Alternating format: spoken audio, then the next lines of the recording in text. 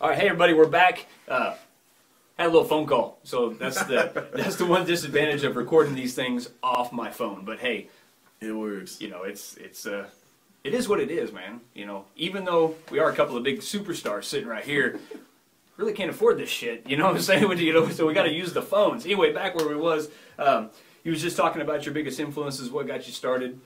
So again, who's your biggest biggest artist today that you would like to do a collaboration with? Like a dream record? Yeah.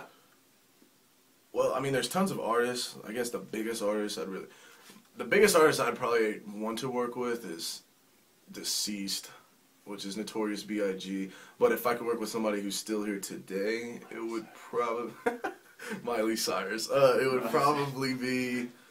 Now that would be an album I would buy right there. Yeah. Top 5-1 and Miley Cyrus. Let's make that shit happen, Miley. Come on now. Billy Ray. Right. Come on, man. Stop your achy breaky in your heart, man. Come on, we got to get this thing going on. Sign it right now. I would definitely do something with Miley Cyrus, but I think my dream record would be, honestly, probably the Royce da 5'9" record, which I did actually almost happened. I spent a good amount of money and for a 16-bar verse and never got it. So, you Royce, you asshole. But so yeah. All right. Let's, next question is.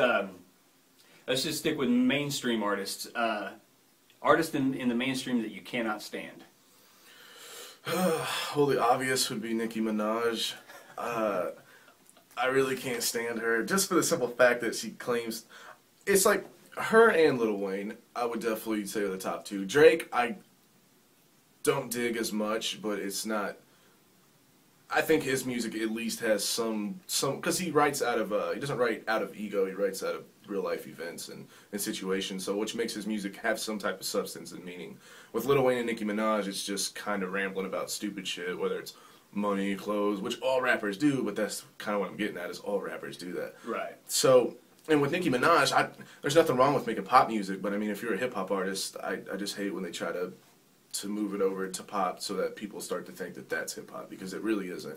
Hip-hop comes from artists like KRS-One, Big Daddy Kane, Kool Moe Dee. These are people I shouldn't even know about at all, but I did my history and went back and learned everything. So I would definitely say Nicki Minaj and Lil Wayne are the artists I hate the most at mainstream. I can kind of agree with that. I mean, hell, if I would have known that I could make millions of dollars off singing about a lollipop in auto-tune, right? I would have been all over that. Right. Man. I was like, and I can somewhat sing and maybe just a little bit rap, especially karaoke. Right. But man, if I would have known that I could make millions and millions of dollars off making a song about lollipop, what my favorite flavor was, shoot, I would have had pen and paper right in front of me. That's exactly what I'm saying. There's no substance. I mean, and that's probably one of the only songs I do like by Lil Wayne, but at the same time, I know in the back of my head, there's just no meaning to it. Yes. There's really nobody can really relate to a lollipop, so I don't understand. There used to be a time and day where music was, you had to be talented, and your music had to have some kind of meaning to it for people to relate to, and I think that's the best type of music and the best type of artists that make music like that. Also, I don't kind of with the lollipop thing, I don't think auto-tune is a talent. It's just it's just a studio effect. So that's definitely not talent. It's just an effect. Yeah, I agree there. Besides rap music, who are your other favorite artists in like different genres? Say, I mean, I don't know what other kind of genres that you listen to. Honestly, I'm actually a big fan of alternative rock. Okay. I like Red Hot Chili Peppers. I like Sublime. I like artists. I mean, in other genres too. I like Linkin Park, which they're kind of. I mean, I wouldn't say exactly heavy metal. I guess some records are, but. Right. And even they kind of go into the popish stuff with their newer records. I haven't even got their newest shit, but. I like Red Hot Chili Peppers, Sublime, Linkin Park, Miley Cyrus. I like, let's see. Actually, I do like some country. I like Garth Brooks. My dad used to play a lot of his music. My mom used to play a lot of the Eagles, so I guess I kind of like old Southern rock.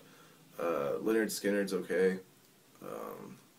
Michael Jackson, huge fan of Michael Jackson. Absolutely. Yes, the Beatles, huge fan of the Beatles. Yes. Eleanor Rigby is my shit, for those who don't know. That's right. That's all I can think of at the moment. Cool. So before we go, Is there anything about Toke 51 that that we should know that nobody doesn't already know? I mean, who is Toke 51? Toke 51 is just a young, humble kid who's just trying to make a dream come true. I guess I could give you some disturbing fact about me because there's a lot of.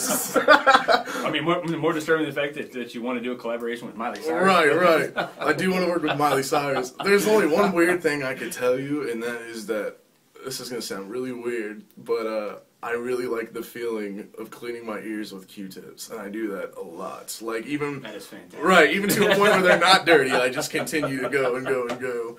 So basically, you like the eargasm. Yes, it's an eargasm. Right. I get it more off that than music. So I definitely that's one weird thing about me. Well, that's definitely a good way to close this out. That's for sure right there. So real quick before we close out, I want to give everybody a shot of where we're at and of the mystique of what is the beard that runs Mast Productions.